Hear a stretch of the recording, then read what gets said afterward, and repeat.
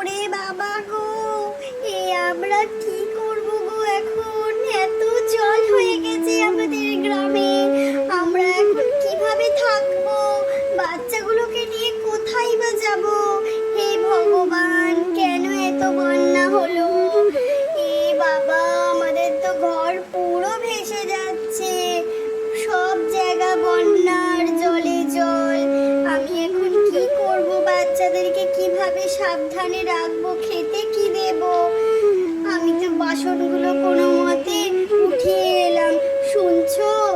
ওই কি গো, বাচ্চাদেরকে একটু সাবধানভাবে এখান থেকে ওদের বাড়িতে পাঠিয়ে দাও, রিম্পিদের বাড়িতে।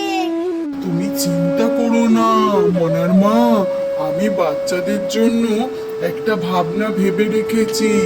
এই বন্যায় তো আর বাচ্চাদেরকে এখানে রাখা যাবে না। তুমি চিন্তা করো না, পাশের বাড়ির রুমকিদের বাড়ি থেকে আমি একটা ভেলার ব্যবস্থা করছি।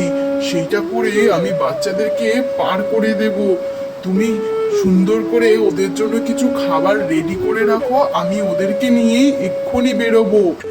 ভাই জানো, রাত্রিরে কামিনীর ঘরে প্রচুর জল ঢুকে গেছিল।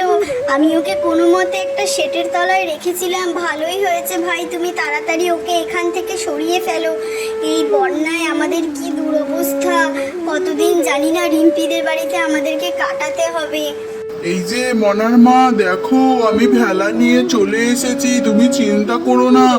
দাও, ওদেরকে কোলে করে নিয়ে এই ভেলায় বসিয়ে দাও, আমি এতে করে রিম্পিদের বাড়িতে মনাদের রেখে আসি। তুমি খাবার কিছু সঙ্গে করে দিয়ে দিও, কেমন? বাচ্চারা যদি রাস্তায় খিদে পায় ওরা খেতে পারবে। হ্যাঁ গো, তুমি চিন্তা করো না, আমি ওদের খাবার শুকনো মুড়ি, চিড়ে, ছাতু সব একটা প্যাকেটে করে গুছিয়ে দিয়েছি, ওরা খেতে পারবে রাস্তায়। আর তুমিও খেয়ে কিছুটা জল খেয়ে নিও, কেমন? টাটা বাচ্চারা, তোমরা সাবধানে থেকো। আর মাসিকে গিয়ে আমাদের কথা বলো বলো, আমাদের গ্রামে প্রচুর জল হয়েছে। বন্ধুরা টাটা।